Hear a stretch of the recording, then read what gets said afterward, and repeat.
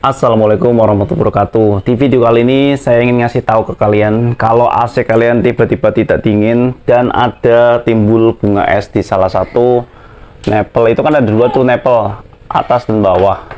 Di salah satu nepelnya kayak muncul putih-putih bunga es kayak gitu guys. Itu pertanda AC kalian itu kurang freon. Di sini saya cuma ingin sharing aja, tidak bermaksud untuk mengajari atau menggurui, karena saya sendiri cuma pengguna AC sama kalian semua. Kalau tiba-tiba AC kalian tiba-tiba nggak dingin terus muncul bunga es, itu berarti ada kebocoran di sistem instalasi AC-nya. Berarti ada yang namanya bocor lah ibaratnya, mungkin dari pipanya, mungkin dari kondensornya ataupun evaporatornya. Nah, cara ngeceknya gimana? Misalkan kalian pengen cek sendiri atau nambah freon sendiri, ya monggo silakan. Tapi sebaiknya sebelum ditambah harusnya sih dibenerin dulu, ditambal dulu yang bocor itu yang mana, diperbaiki dulu. Cuman di sini saya ingin sharingnya gini guys. Jadi saya di sini ada sebuah alat.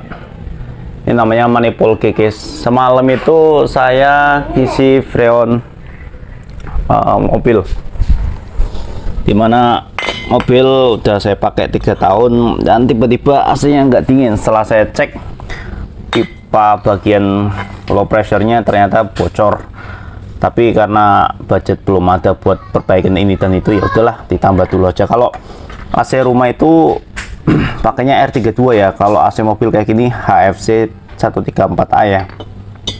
Ini kalau ini AC mobil guys. Nah, ini saya akan jelaskan untuk kalau AC split itu dia tekanannya R, ini saya ngomongin R32 ya. Tekanannya itu sekitar 150 sampai 170 PSI guys. Jadi kalau AC kalian tiba-tiba diisi, dibuka, dimasukin ini, dicek pakai alat ini colokin ke selang yang gedenya tuh. Misalkan di bawah 100, cuma 50, 60, 70, udah pasti adanya kebocoran guys. Sudah pasti AC kalian itu bocor dan freonnya jadi berkurang, makanya AC kalian nggak dingin guys. Sama kayak mobil saya. Kalau mobil itu dia standarnya antara 30 sampai 45, di bawah 50 sedikit lah guys. Kalau mobil itu segitu. Kalau misalkan AC split rumah sekitar 150 sampai 170 PSI yang R32 ya. Kalau R22 lebih rendah guys, sekitar 70-80 PSI. Oke. Nah, ini kalau kalian mau beli alat ini, mau ngecek sendiri, ini murah aja, kalau nggak salah 70 ribuan. 70 ribuan di Shopee. Kalau mau satu paket seperti ini, kalian ini ya sama, keluarnya sama kayak saya. Misalkan AC kendaraan kalian tiba-tiba nggak dingin, bocor, mau ditambah dulu ya. Misalkan bocornya halus, ditambah kayak gini kuat sampai misalkan 3 bulan ya kan, nggak apa-apa. Satu paket kayak gini harganya 170 ribuan guys. Ini dapat manifold gauge ya kan, selang-selangnya seperti ini, dan ini freonnya satu kaleng Clea ya.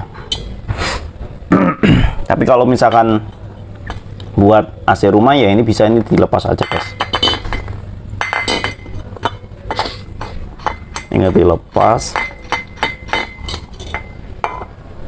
Nah, ini dicolokin ke, kalau misalkan tukang-tukang AC itu dicolokin ke AC-nya ini ke tabung freon guys. Ini ke tabung freon. Kebalik. Ini yang ke AC, yang ke tabung freonnya. Jadi nanti dicek, karena AC saya itu nggak masalah ya, nggak akan saya cek ya. Saya juga nggak ada kuncinya guys. Ini dibuka ya, yang ini dibuka dan colokin. Kunci Inggris sih biasanya sih yang pakai itu. Kalau misalkan ngecek ini atau nambahin freon, yang penting disesuaikan sama ampere yang tertera di sini ya guys, nameplate-nya guys. Ampernya itu berapa? Kalau AC setengah PK setahu saya sih paling 2,2 atau 2,3 ampere guys. Kalau AC 1 PK sekitar 4 amperan. Jadi kalau ngisi freon kayak gini ya pasti harus memperhatikan, kalian harus punya tang ampere ya. Kalau cuma diukur pakai ini aja ya memang valid, cuman lebih bagusnya sesuai ampernya juga guys. Kalau ini kan nggak ada kebocoran AC, ini aman ya guys, masih bagus. Udah mulai karatan ya, ini hasil kayak nyuci terus airnya nggak kering jadi begini guys. Kalau kalian mau beli kayak ginian 70 ribuan kalau nggak salah Shopee. Ini buat yang punya AC ini menurut saya cukup penting guys, analyzer atau manifold kick.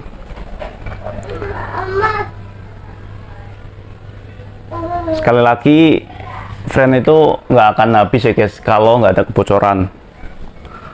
Ya, freon nggak akan habis, nggak ada kebocoran. Kalau misalkan mau nambahin freon ya baiknya diperbaikin dulu bocornya.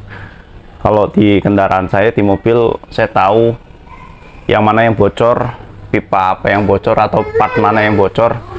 Tapi karena keterbatasan budget biasanya gini guys, kalau kita masukin ke bengkel AC, nanti perbaikan ini, perbaikan itu, ganti ini, ganti itu gitu guys. Paling enggak ya ujung-ujungnya 2 juta keluar. Karena belum ada budget, ya sementara saya tambah freon sendiri. Pengalaman di mobil Ayla dulu saya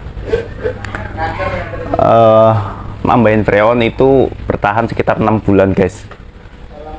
Tapi ya tergantung sih bocornya itu, tingkat bocornya tingkat bocornya itu bolongnya gede apa kecil gitu guys. Oke, kalau misalkan bolongnya kecil ya bisa lama, kalau bolongnya gede ya cepet guys. Ya gitu aja guys video singkat kali ini ya. Semoga intinya di video kali ini tujuan saya ingin sharing ke kalian kalau kalian bisa loh ngecek freon sendiri dengan hanya modal alat seperti ini. Ini namanya manifold kick. Kalian tahu ukuran tekanannya berapa untuk freon R32. Dan terima kasih sudah menonton. Wassalamualaikum warahmatullahi wabarakatuh.